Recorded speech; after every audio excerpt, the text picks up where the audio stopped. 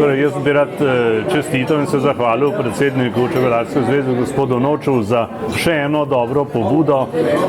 Malo komu od nas, verjetno nobenemu se še ni zgodilo, da bi imel na enem mestu v enem dnevu vso slovensko certificirano hrano, dobro pripravljeno, tako da jaz mislim, da se je zgodil ta prav dogodek na dan slovenske hrane. Sam sem bil na 2 medenih zajtrkih v 2 vrtcih in sem bil presenečen, koliko mladi ljudje od 3 do 6 let vedo že o čebelah, ne samo to, da te lahko piči, koliko jih je danes zjutraj vzelo žličko medu.